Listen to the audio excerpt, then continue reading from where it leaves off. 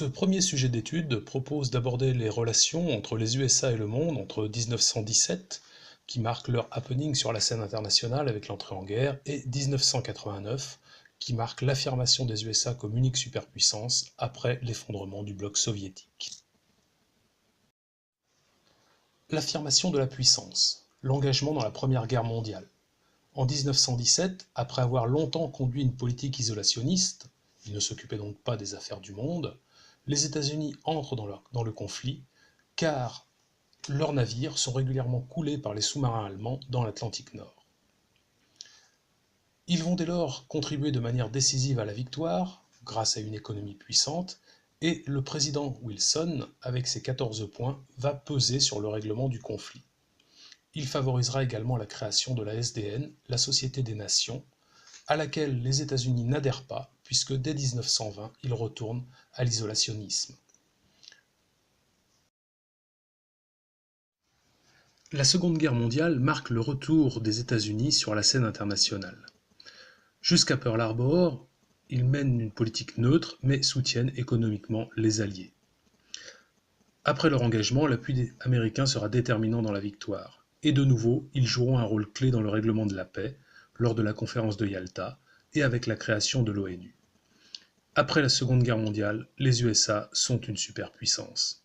Ils détiennent les 2/3 de l'or mondial, représentent un quart des exportations et la moitié de la production industrielle mondiale. L'internationalisation de la puissance.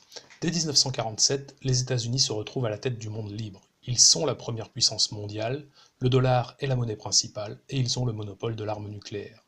Ils vont dès lors lutter contre le modèle soviétique. Cette lutte est d'abord économique à travers le plan Marshall, qui est diffusé en Europe occidentale.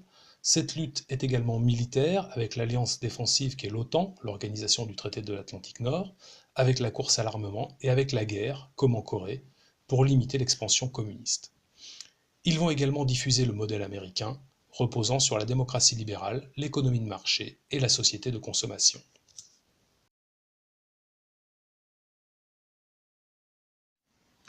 Entre 1960 et 1980, les USA sont en difficulté contre les poussées communistes.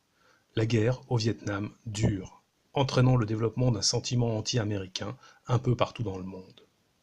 De plus, les États-Unis sont confrontés à de graves problèmes intérieurs, la ségrégation et la pauvreté, qui génèrent de nombreux mouvements contestataires, dont le mouvement dirigé par Martin Luther King, ou bien le mouvement des Black Panthers.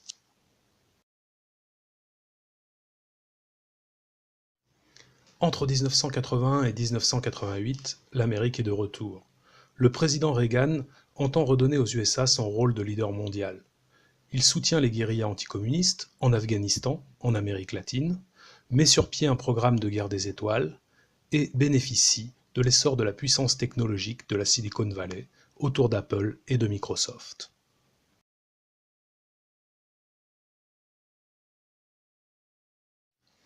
Après l'effondrement des pays communistes d'Europe de l'Est en 1989, puis la disparition de l'URSS en 1991, les USA sont désormais la seule hyperpuissance mondiale. C'est le triomphe du modèle américain.